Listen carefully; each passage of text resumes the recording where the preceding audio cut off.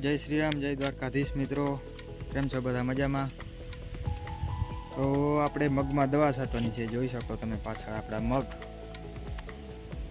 પોપટી છે, કોક થોડી માખી છે ને ઈર છે. આપણી બદુડીથી દવા છાંટવાની છે. તો આમાં બધું ફિટિંગ કરવાનું બાકી છે, તો બધું ફોલ ફિટ કરવું પડશે થોડું ઘણું. આ બમ્પર કાઢીને ત્યાં એનું અલગ બમ્પર છે એ લગાડવાનું છે, તો એ કાઢીને એ ફિટ કરીએ આપણે. અને બદુડીથી આપણે મગમાં દવા છાંટવાની. આપણે ડીકે ચેમ્પિયન ડ્રાઈવર સાહેબ બેઠા છે, ઈસાબેન માડમ. હેલો કહી દે ત્યારે.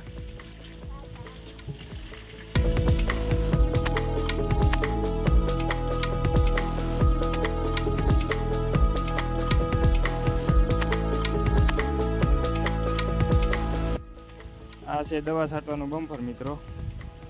અહીંયા આગળ લાગી જશે, અહીંયા આ રીતના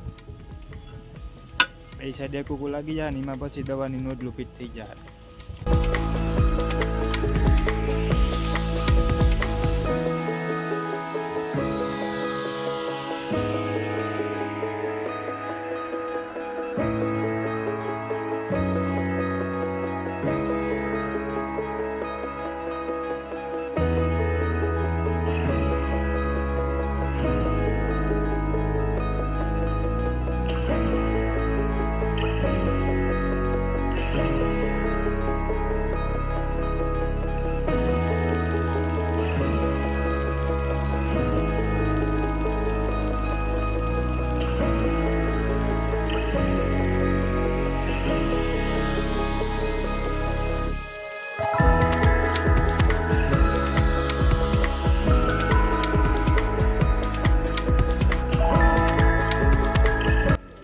બમ્પર ફિટ થઈ ગયું છે, કમ્પ્લીટ રેડી.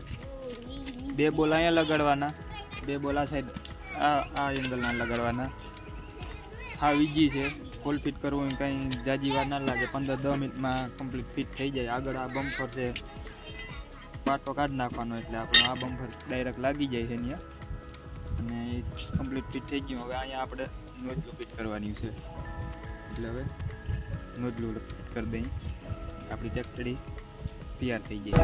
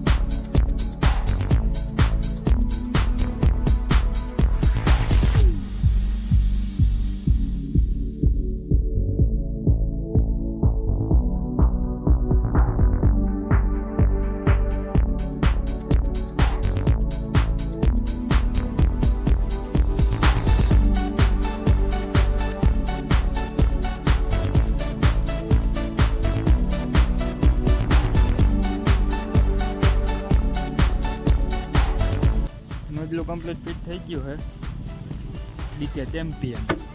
હવે આની પાછળ આવીએ મિત્રો પંપ ને બેરલ. 200 લીટરનું બેરલ છે, એ હાથી ભેગો જ પંપ ફિટ કરે છે. આપણે આગળ વિડીયોમાં એકવાર બતાવી દીધેલ છે. એ ડાયરેક્ટ આપણે પીટીઓ દ્વારા પટ્ટી દ્વારા જોઈન્ટ થઈ જાય પંપ. 2 પિસ્ટનનું પંપ છે. હવે એ ફિટ કરી લઈ બેરલમાં. કમ્પ્લીટ બેરલ લાગી ગયું છે, પીટીઓ દ્વારા કનેક્ટ થઈ ગયું છે. આગળ નોઝલની નળી લાગી ગઈ છે, અને આ ઓવરફ્લોની નળી છે એ બહાર રાખી હમણાં, કારણ કે માંડીમાં દવા છાંટી હતી ને તો એની દવા થોડીક બેરલમાં પડી છે, જોઈ શકો તમે. તો એ થોડુંક પાણી નાખીને સાફ કરવાની છે, એટલે આ નળીથી બહાર કાઢી નાખી બેરલ કરી નાખશું. કમ્પ્લીટ નોઝલું ચેક કરી લેશું, કારણ કે 4-5 મહિનાથી આ પડતર પડ્યું તો કચરો આવી ગયું, એટલે નોઝલું જામ થઈ ગયું હોય. પહેલાં બેરલ સાફ કરી લઈ, પછી આગળ આપણે નોજલું ચેક કરી લઈએ. તો કમ્પ્લીટ કનેક્શન લાગી ગયું છે એટલે હવે એવું કમ્પ્લીટ થઈ ગયું છે. હવે ડાયરેક્ટ આપણે આ ઓવરફ્લોની નળી બેરલમાં જવા દેવું ને આ વાલ ખોલશું પીળા કલરનો એટલે એ ડાયરેક્ટ નોજલુમાં પાણી જાય.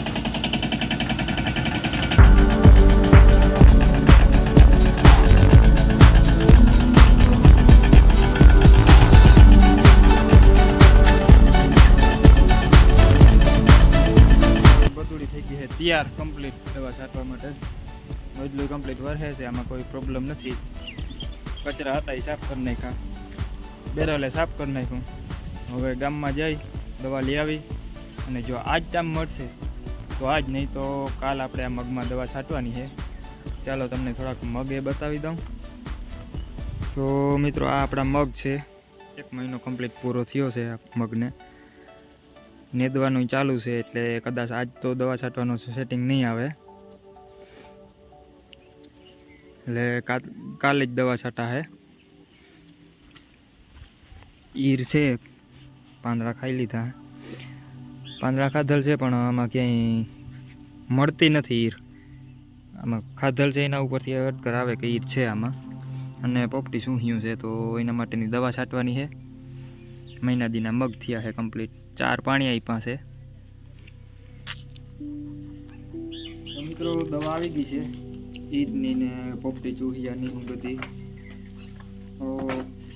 સ્કાલેટ ઈર માટેનું, ઝીણી જીવાત માટેની નોમી સ્ટાર, આ ઈર માટેની ને વધ કરે છે આનાથી મગ. ને આ ઝીણી જીવાત પોપટી છે, ચૂહીઓ, સફેદ માખી, રેપિડનો પાવડર છે.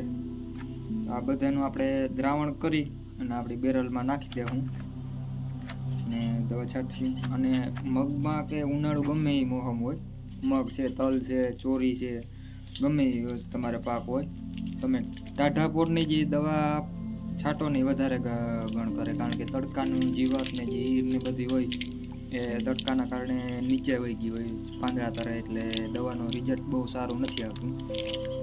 તો મારું એવું કહેવું છે કે તમે દવા છાંટો તો સાંજના 5 વાગ્યા પછી અને સવારમાંથી છાંટો તો 10 વાગ્યા પહેલાં, એ પહેલાં છાંટી લેવાની. બપોરે તડકામાં નહીં છાંટવાની, કારણ કે બહુ તડકો પડતો હોય ઉનાળામાં, એટલે દવાનું રિઝલ્ટ આવે નહીં તો આપણે ખર્ચા જે કર્યા હોય એ માથે પડે.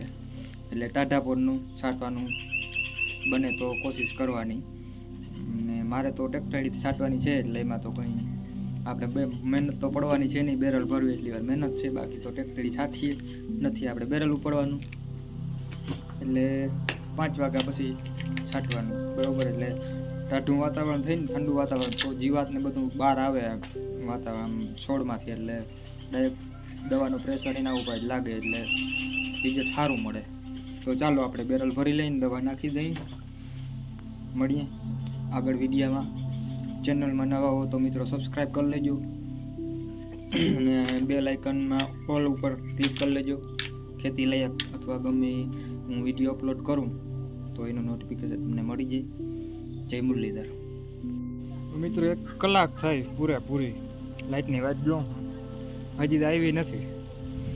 મને લાગે હવે આ મહેનત કરાવીએ બેરલ ભરવામાં, ડોલેથી બેરલ ભરવું જોઈએ, નકર આપણો પાટો ખાઈને છે નહીં.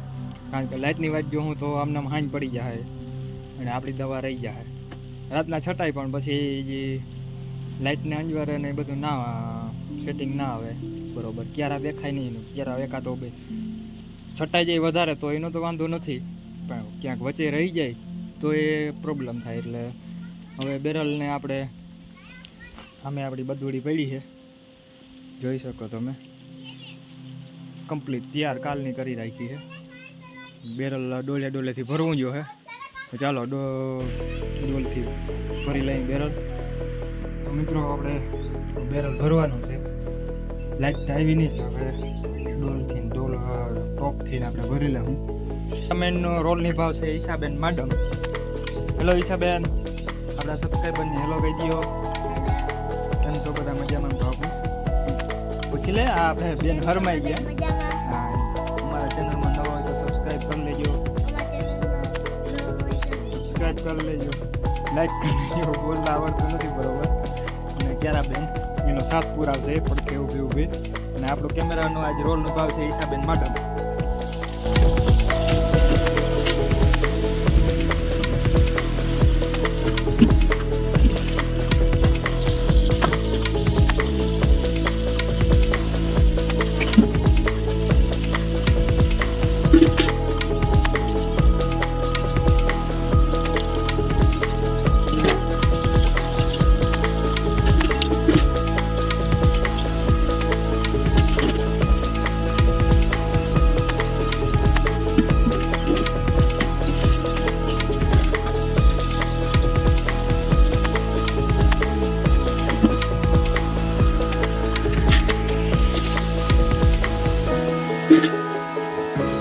મિત્રો બેરલ એટલું ભરાઈ ગયું હે. હવે દવા નાખી દઈએ પછી બીજું ભરી લઉં એટલે દવા મિક્સ થઈ જાય. આમ તો જો કે એમાં ઓવરફ્લોની નળી રાખી છે આપણે, તમે જોઈ શકો, એનાથી મિક્સ થઈ જાય એટલે કંઈ પ્રોબ્લેમ ના આવે. કદાચ ઉપરથી દવા નાખી તો મિક્સ સારી રીતના કરી નાખે એની મજા ઓટોમેટિક. પણ વધારે સારું આપણે અડધું બેરલ ભરીને પછી દવા નાખી દઈએ તો સારી રીતના વધારે બેસ્ટ રિઝલ્ટ આવે. પાણીમાં હરખી ખુલ્લી મળી જાય. એટલે હવે દવા નાખી દે. હું અડધા બેરલમાં 35 ml નાખવાની છે. આ આપણે 100 લીટરનું જ આપણે બેરલ ભરવાનું છે, કારણ કે મગની અંદર આડ પારિયા છે એટલે ધોરીઓ નડશે, એટલે 200 લીટર આપણે પૂરું ભરશું નહીં. એટલે 100 લીટર પાણી ભરી અને દવા નાખશું તો એમાં 100 લીટરમાં 35 ml નાખવાની છે. અને આ 100 લીટરમાં 160 ml નાખવાની છે. અને આ પાવડરને આપણે અટકરે અને ટનમાંય કદાચ પતી જાય, પ્રેશર થોડો ઘણો આમ તેમ થઈ શકે. એટલે હવે દવા નાખી દઈ. બેરલ ભરાઈને થઈ ગયું કમ્પ્લીટ. માન ભરાણો હા સડી એવો. આખું બેરલ સારું છે, અડધું ભરવાનું હતું, બાકી આખું ભરવાનું હોય તો ડોલે જ કંઈ ઘૂંટણ લેવા. 200 લીટરનું બેરલ કમ્પ્લીટ ભરાઈ ગયું જોઈ શકો તમે. ટાંકી બદલાઈને બંધ. બચ્ચા પલટી મોજ કરે છે, જો સામે દેખાય છે, ઢીંગાણા કરે છે. ચાલો તો હવે આપણી બદુડીને કરીએ તૈયાર.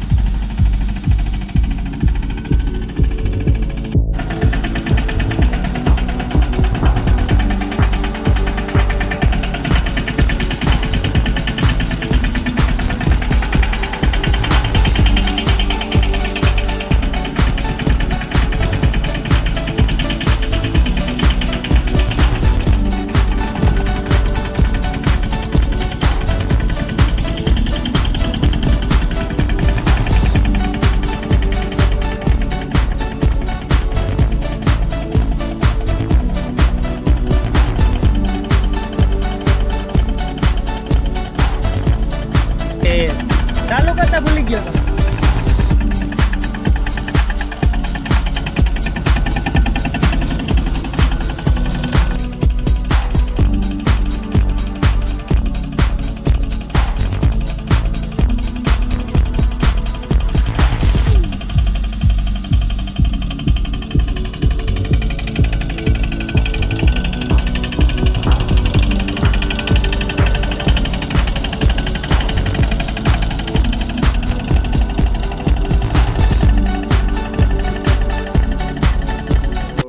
પગમાં દવા છટાઈ ગઈ છે, અંધારું થઈ ગયું એટલે કદાચ ચહેરો નહીં દેખાતો હોય.